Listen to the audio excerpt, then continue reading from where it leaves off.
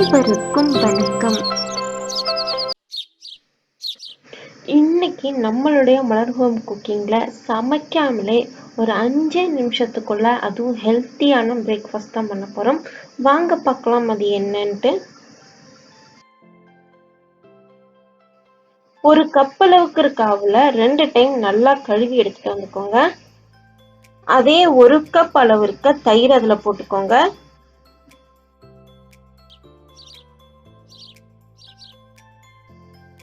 நல்லா கலக்கி விட்டுக்கோங்க. அவளும் தயிரும் அப்படியே ஒரு 5 நிமிஷம் அளவுக்கு ஊற வச்சுக்கோங்க. அது ஊறிட்டு இருக்க அதே நேரத்துல உங்களுக்கு பிடிச்ச காய்கறிகள் எல்லாம் வெட்டி வச்சுக்கோங்க.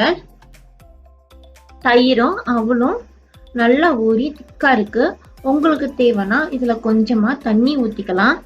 உங்களுக்கு என்னென்ன காய்கறிகள்லாம் பிடிக்குமோ அது எல்லா காய்கறியும் நல்லா பொடியா நறுக்கி ஒவ்வொரு டீஸ்பூன் அளவுக்கு இதுல கலந்துக்கலாம்.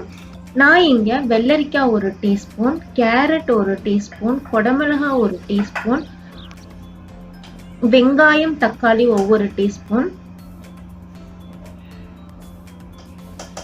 கொத்தமல்லி கருவேப்பிலை கொஞ்சம், இஞ்சி ஒரு 1/2 டீஸ்பூனு, பொடியா நறுக்கின பச்சை மிளகாய், இது எல்லாத்தையும் இதுல போட்டிருக்கேன். காரத்துக்கு பச்சை மிளகாய் இல்லைன்னா மிளகு பொடி எது வேணாலும் சேர்த்துக்கலாம். இப்போ உப்பு தேவையான அளவுக்கு போட்டுட்டு நல்லா மிக்ஸ் பண்ணிக்கணும். மிக்ஸ் பண்ணி முடிச்சிட்டிங்கன்னா அவ்வளோதாங்க, முடிஞ்சு போச்சு. சுவையான காலையில பிரேக்ஃபாஸ்ட், அதுவும் ரொம்ப ரொம்ப ஹெல்த்தியா.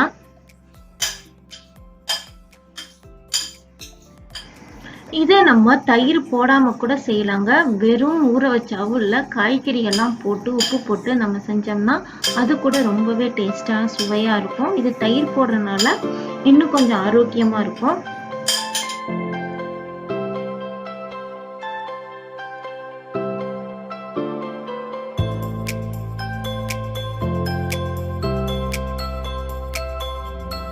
சாப்பிட்றதுக்கு ரொம்ப ரொம்ப சுவையா சாஃப்டா ரொம்ப நல்லா இருக்கும். எவ்வளோ வேணாலும் சாப்பிட்டுட்டே இருக்கலாம், அந்த மாதிரி இருக்கும். ரொம்ப ரொம்ப சீக்கிரமா செஞ்சு முடிச்ச இந்த பிரேக்ஃபாஸ்ட்டுக்கு எந்த சைட் டிஷ்ஷும் தேவைப்படாது. உங்களுக்கு தேவைன்னா ஊறுகாய், நான் இங்க சுட்ட அப்பளம் வச்சிருக்கேன். இதுவும் 0 ஆயில் தான், இதுலயும் எந்த ஆயிலுமே சேர்க்கல.